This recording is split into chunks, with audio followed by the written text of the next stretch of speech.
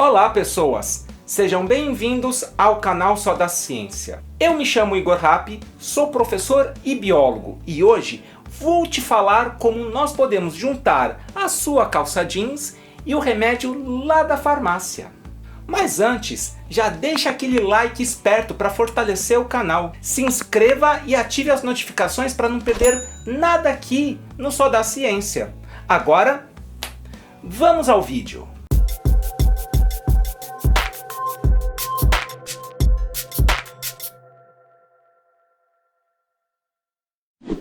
Em muitos dos meus vídeos, falei da explosão no desenvolvimento científico ocorrido lá na Europa no século XIX. Eu só não entendia qual teria sido o estopim para esse processo. Quais seriam os fatores que colaboraram para tantas descobertas? Bom, eu não sabia disso até agora. Como o historiador Yuval Harari deixa claro em seu livro Sapiens, uma breve história da humanidade, o capitalismo e a ciência andam lado a lado. E essa história que eu vou contar hoje mostra bem isso. Vocês vão ver. Bem, a nossa história começa lá na primeira Revolução Industrial, que ocorreu entre 1760 e 1850, e foi movida pelo capital acumulado por burgueses ingleses e vapor. Nesta época, os teares manuais foram substituídos pelos mecânicos e assim a fabricação de tecidos bombou na Europa. Muitos tecidos já eram conhecidos, inclusive o jeans. Esse mesmo, da sua calça aí. Ele havia sido criado a partir do tratamento dos fios de algodão, lá no Renascimento, em Gênova. Nesse ponto da história, os pigmentos naturais que davam a cor às roupas eram retirados de folhas das plantas, como as do gênero Indigosfera, que nos dava o azul índigo. Essa cor aí da sua calça jeans. É isso mesmo, eu estou contando a vida da sua calça jeans. Se você acha que os capitalistas, os burgueses europeus pararam por aí, engano seu. Na verdade, eles continuaram acumulando capital e pela exploração da mão de obra barata, esses burgueses financiaram a segunda Revolução Industrial. Só que nela, outros combustíveis começaram a ser utilizados, ao invés do vapor. Carvão mineral e petróleo principalmente. Com esses novos compostos, a química orgânica ganhou a cena.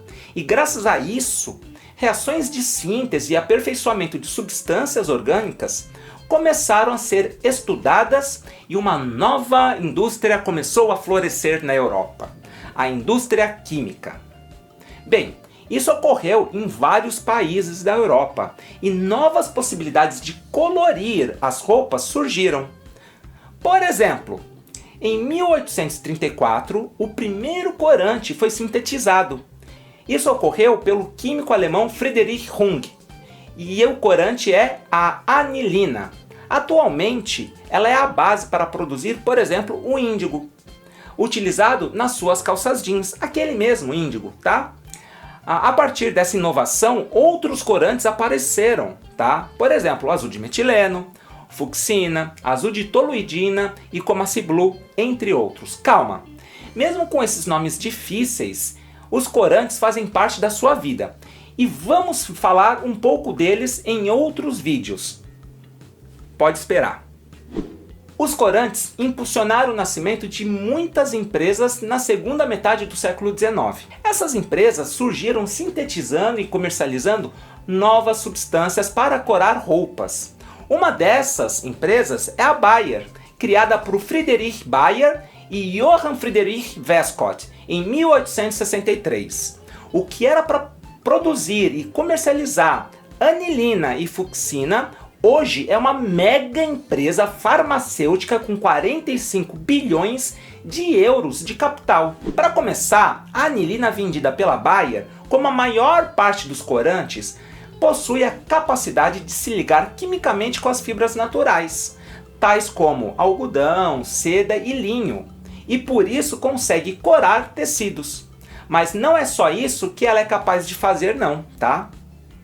Karl Weigert, um alemão dessa mesma época, entendeu que a anilina poderia ser utilizada para muito mais do que apenas corar tecidos. Ela poderia, por exemplo, dar cor às células vivas.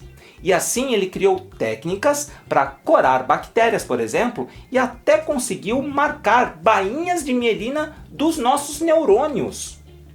Mas na verdade foi o primo de Cal que levou os corantes a outro nível, lá para a estratosfera. Paul Ehrlich nasceu em 1854 em Strehlen, província da Prússia, região da Alemanha. Ele era filho de uma família judaica de classe média. O pai dele era estalajadeiro e líder judeu local. Durante a juventude, ele foi um exímio estudante e já se interessava pelos estudos com o corante do primo. Entrou em medicina em Wrocław, na Polônia, e em 1882 obteve seu doutoramento estudando, adivinha o que? Corantes. Bem, nesse trabalho ele analisou como os corantes se comportavam quimicamente e as interações com as mais diferentes células. Ele foi um dos primeiros cientistas a tratar as células como entidades químicas.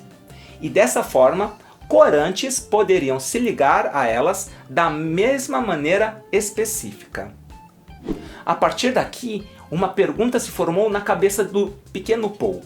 E se além de corar células, nós pudéssemos matar micro-organismos com esses corantes? Será que há algum corante específico para isso? Assim, a partir de 1889, ele conduziu uma série de experimentos que culminaram na descoberta de 2 pigmentos com ação antimicrobiana. O azul de metileno, esse mesmo que você pode usar agora para pintar o seu cabelo, foi estudado por Ehrlich como tratamento para malária, já que esse corante era capaz de se ligar especificamente às células do plasmódio, o principal causador dessa doença. Além disso, ele estudou o Trypan-Red contra o trypanosoma. Tais estudos levaram Ehrlich a descobrir o primeiro antibiótico eficaz contra a bactéria Treponema pálido, a causadora da sífilis. Bom, na época de Ehrlich, a sífilis era uma doença neurológica tão disseminada que era a maior causa de internações em manicômios. Mas a maior contribuição para a farmacologia que Ehrlich fez não foi a síntese do Salvarsan, esse antibiótico contra a sífilis. Por todos os anos de estudo de Ehrlich, ficou claro a ele que a ligação entre corantes e células era química. E além disso, as células possuíam moléculas específicas que eram alvos preferidos dos corantes. Hoje sabemos que os corantes se ligam em moléculas encontradas nas células por ligações eletrostáticas, que a gente chama de ligações de Van der Waals, como é o caso, por exemplo, do Combaciblu, que utilizamos para detectar proteínas, ou ainda ligações mais fortes, as chamadas ligações covalentes, como é o caso, por exemplo, do corante eosina, que serve para corar células humanas em exames histológicos. Bem, essas ideias levaram Ehrlich a formular suas principais teorias, que mudariam para sempre a história da ciência e da farmacologia. A primeira delas é a Zauberkugel, ou no português, bala mágica. Para ele, todas as doenças poderiam ser tratadas com uma substância específica para cada uma dessas doenças. Uma espécie de bala de prata contra o lobisomem. Com essa teoria, por exemplo, na cabeça, Paul achou o Salvarsan, o primeiro antibiótico contra a sífilis, que a gente já falou nesse vídeo.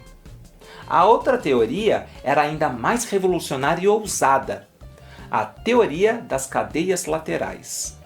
Por essa teoria, Ehrlich previu a existência de moléculas e estruturas da superfície das células que seriam alvos para os corantes. É isso aí, meus caros. Ehrlich previu a existência dos receptores de membrana celulares. Essas moléculas que são utilizadas hoje como os alvos para boa parte dos medicamentos atuais.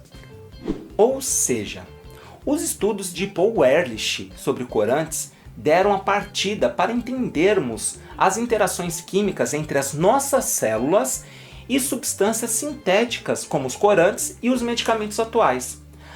As duas teorias juntas, da bala mágica e também das cadeias laterais, deram base para o desenvolvimento da farmacologia que nós temos hoje.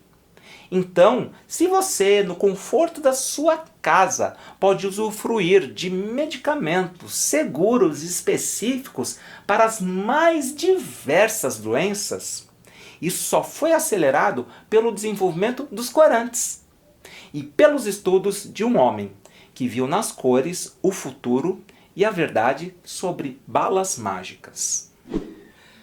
Bom, como prometido, vou comentar algumas das respostas deixadas por vocês naquele vídeo de ciência inútil, né? Então vamos lá. Deixa eu abrir aqui o meu celular. 3 dias depois...